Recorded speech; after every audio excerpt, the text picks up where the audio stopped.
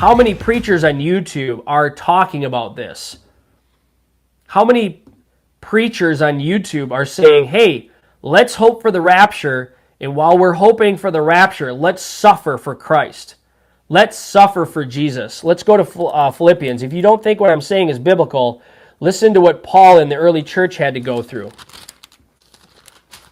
Paul says in Philippians 1:29, "For to you it has been granted on behalf of Christ not only to believe in him," okay, "but also to suffer for his sake." Nobody wants to hear that. That doesn't fill church pews. That doesn't cause people to donate to people's ministry and fill the coffers of the church. That doesn't get views on YouTube. That doesn't get likes and subscribes.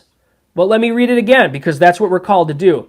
"For to you it has been granted on behalf of Christ not only to believe in him, but also to suffer for his sake, having the same conflict which you saw in me," Paul says, "and now here is in me."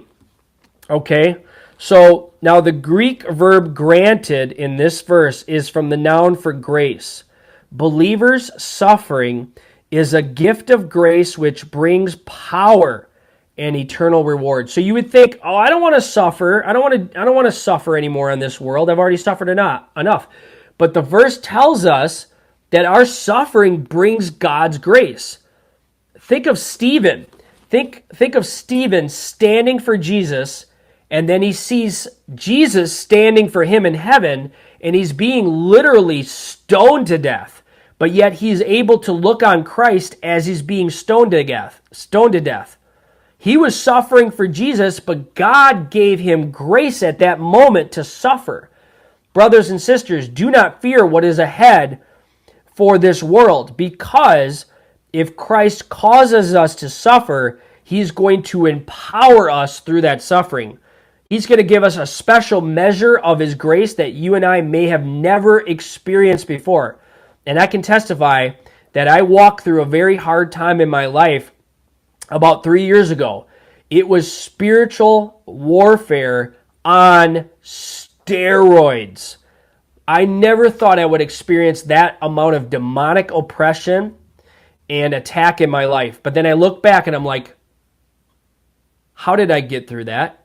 How did I walk through that? How could anybody walk through that?